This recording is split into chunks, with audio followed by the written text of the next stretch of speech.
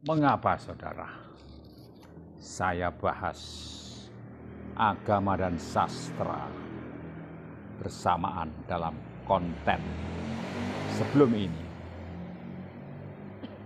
Karena sangat jelas setiap agama mempunyai kitab suci, dan kitab suci itu ditulis dalam bahasa sastra. Saya sebut demikian karena bahasa dalam kitab suci itu begitu indah. Bukan hanya tata bahasanya, bukan hanya isinya, bukan hanya cara penceritaannya, tetapi kesemuanya merupakan sebuah perpaduan yang kompak. Dan inilah yang menjadi penilaian dalam ajang-ajang lomba sastra. Maka kita dapat memahami bahwasanya keindahan karya sastra identik dengan keindahan ayat-ayat suci dalam agama apapun. Nah, dengan kehadiran artificial intelligence, khususnya di dalam soal sastra, baik itu yang berupa sampiran maupun isi dalam tata bahasa, pemilihan kata-kata yang berbobot, cara ungkap serta penceritaan dengan metafora dan majas serta imajinasi yang kuat di dalam unsur sastranya, maka kita dapat memahami artificial intelligence yang merupakan kumpulan dari informasi berbagai penulis yang sudah dicatat di dalam mesin-mesin internet. Itu semua dapat menjadikan karya AI betul-betul semakin kuat hari per hari, oleh karena algoritma dan proses penyusunan data baru dilakukan secara terus-menerus tanpa henti.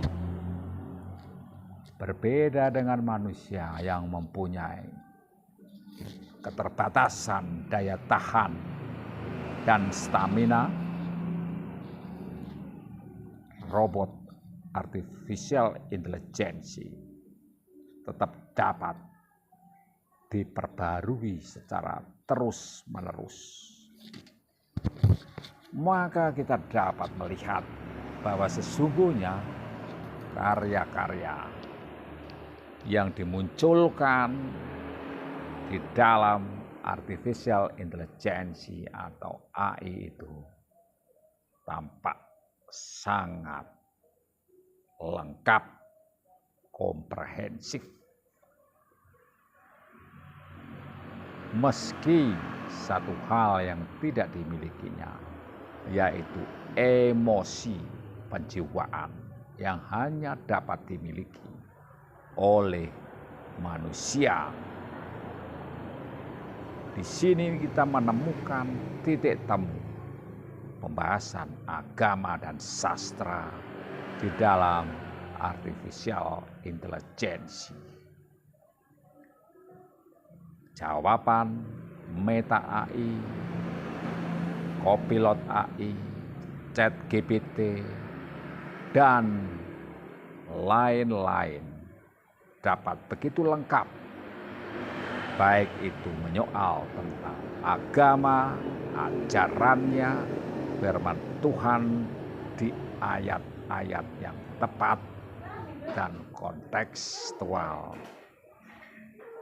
serta pemilihan daya ungkap yang saling terkait di dalam tesis dan sintesis pernyataan,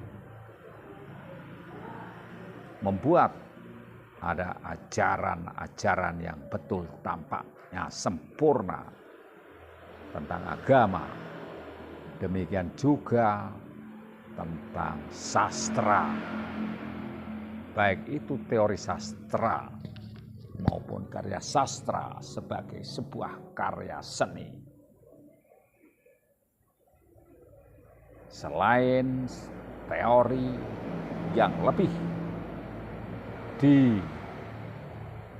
didekati dengan keilmuan atau ilmu sastra, karya seni sastra pun dapat dibuat oleh artificial intelligence dengan begitu canggih, seakan-akan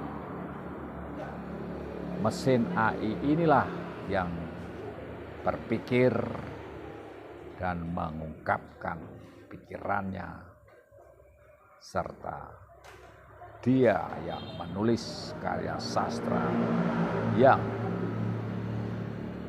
tidak hanya di ruang kenyataan atau mimetik, tetapi juga katarsis, curahan hati. Apakah demikian?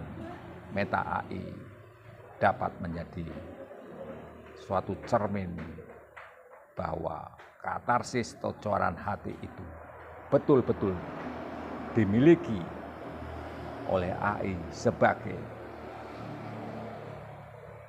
perangkat yang berjiwa, sebagaimana manusia yang merupakan makhluk yang berjiwa.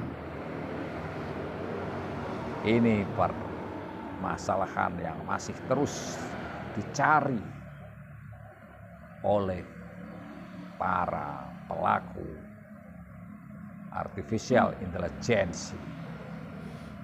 Namun berdasar pengalaman dan logika yang sudah berjalan tentang semakin canggihnya AI dari hari ke hari, maka secara logis dapat terjadi. Dan ini tentu menjadi sebuah tantangan baru bagi para sastrawan serta para agamawan. Bagaimana sesungguhnya fenomena baru ini akan menggeser peran manusia di dalam kehidupannya. Dan ini cukup terbantahkan dengan sebuah pernyataan mutakhir bahwa sesungguhnya bukan AI-nya yang menggantikan peran manusia, tetapi orang di balik AI itu yang menguasai teknologi AI itu yang berkuasa atas manusia lain. Dalam konteks ini sastrawan dan rohaniwan. Kita bahas dalam konten berikutnya.